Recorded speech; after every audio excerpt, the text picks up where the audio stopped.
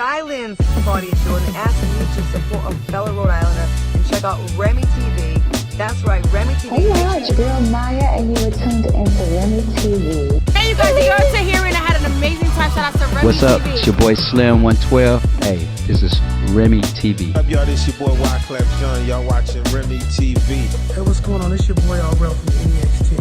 For the best interviews, local and international, check out my girl Remi right now, right here.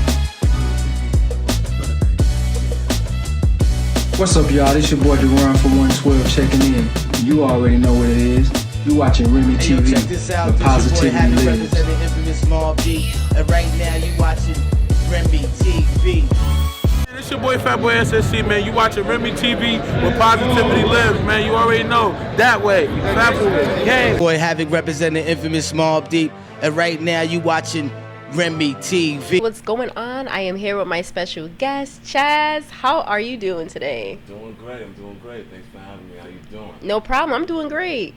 So I have a few questions for you today because I know that you do music. I know that you do a lot of things. You have your hands in a lot of things. Yeah. So I want to start off with, getting to know a little bit more about you. Where are you from? I'm from Boston, Mass. Born and raised, definitely from Boston. So, and I know you've been doing music for a while. How long you been in the game for? I would say about 10 solid years of taking it seriously now. Mm-hmm. So yeah, good 10 years. I've been writing since about middle school, but taking it seriously, about a good 10 years, definitely. When did you start getting inspired by hip hop? It probably had to be 97, 98. I would say more so the Bad Boy era. Diddy, Mace, of course, like Tupac, but like I was a little young when Tupac died, so like when that Mace and Diddy era hit, that was like when I started really branching and listening to hip hop, definitely. Dope. And you do more than music, right? Yeah. Tell me about the Underground Network and what it's all about. The Underground Network is a hip hop showcase that I started in Boston about 3 years ago. We did showcases every month, every 2 months. Sometimes it was like competitions. Sometimes it was just a showcase, or we would bring like industry artists out, stuff like that. We had competitions where we gave away video shoots, radio interviews, photo shoots. There's a few artists that won the competition that got up on Shade 45 and was up on the Lord Share Show. So brought them out to New York, got the hotel for them and everything. We stayed out there, hung out, and they had a single release party at one of the hottest strip clubs out there that was promoted at that time. So yeah, the Underground That's Network fire. did a lot of things for local artists in Boston. So definitely a good staple in Boston right now. That's fire. So you're definitely the plug to go to if artists want to go and do that. Yeah. So yeah, we definitely gonna plug in your social, your email, and all that stuff at the end. So these artists could get in contact with you for that. Right now you're promoting a new album, right? Yes. What is it called? It's called Nonchalant. So when's that dropping? September. I don't know. It's gonna be like towards the end of September.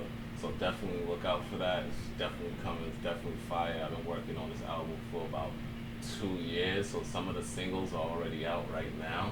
So yeah, it's definitely I took my time on this one. The last album was pretty good, but this one's about to be double that. So I can't wait to see it and hear it and all the visuals and everything.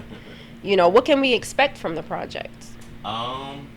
It's gonna be a mixed album. Like if you know my music and you know my sound, I kind of have a very diverse sound. It can go anywhere from trap to the auto-tune R&B-ish or anything. Like I was inspired by the Locks, so I have that type of feel into my music, and then I grew into the newer age stuff like Future, Gunna, Travis Scott type of deal. So I kind of got all of that combined into a one sound in the album.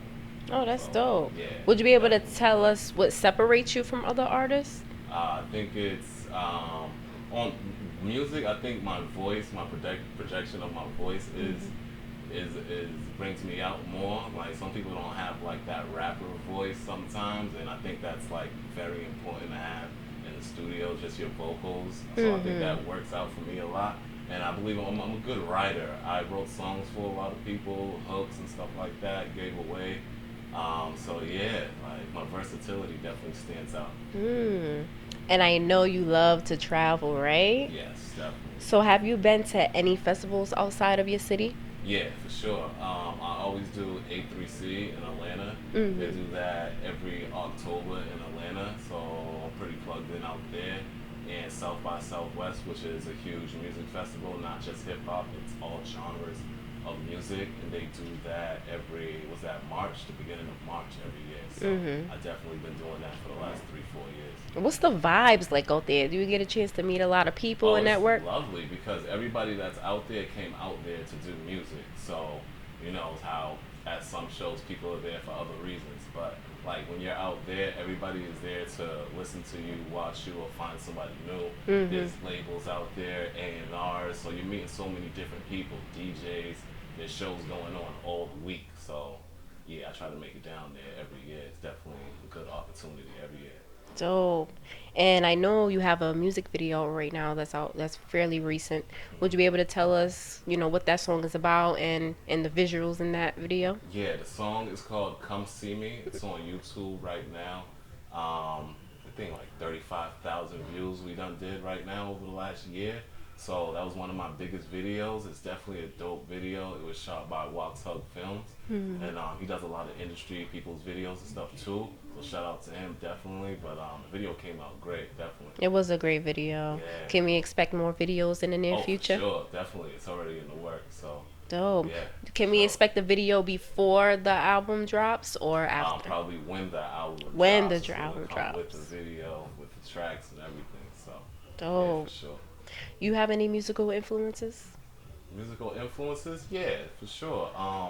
Like I said, I grew up listening to the Locks, so Jadakiss and Styles P were huge influences on me. So I grew up in the era where it was D Block, Rockefeller, Dipset, G Unit, so like all those crews right there was like highly inspirational, definitely. Those are my type of people right there. Yeah. That's the music I like to hear, That was that era right there. It was. Do you think it's harder for artists to get themselves out there because of COVID?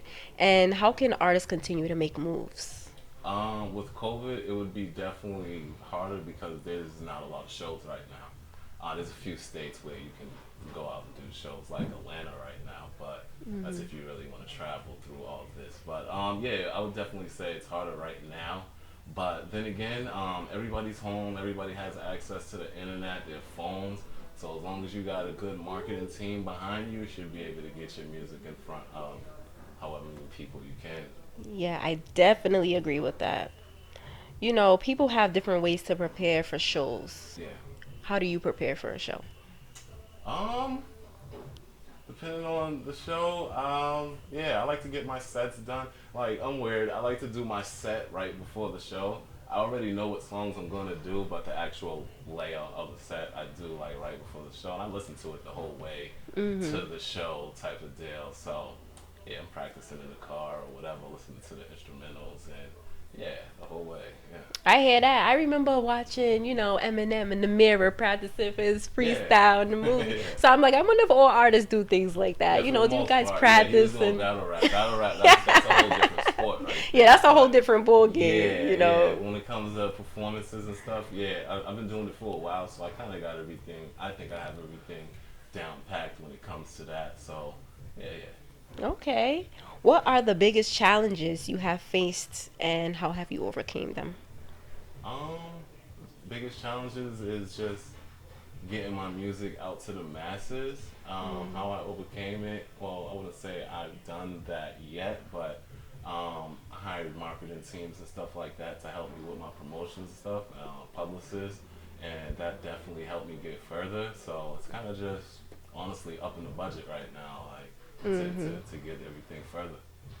And I know that, music changes, every so often. Yeah. Do you think that you have to change your flow to keep up with the times? Somewhat, yes. Yeah, that's why I said, like, I grew up listening to the Locks, but I'm still influenced by Future, Gunna, Lil Baby, and stuff like that for the current time. So definitely, yeah.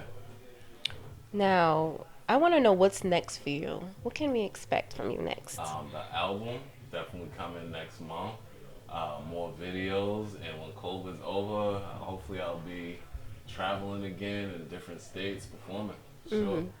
I would love for you to give advice to the artists who never ever been on stage before and they get crazy stage fright. Yeah. How can you get over stage fright? Yeah, it's crazy because when I do my events, a lot of times I get performers that it's their first time performing, and you can see it sometimes, and sometimes you don't even really notice. But I would say just practice by yourself, or if you're rapping with a crew, with your crew, practice in the living room, whatever. Like but you definitely got to do your amateur shows before you go on to the big shows and stuff like that to get your feet wet in the game. So definitely.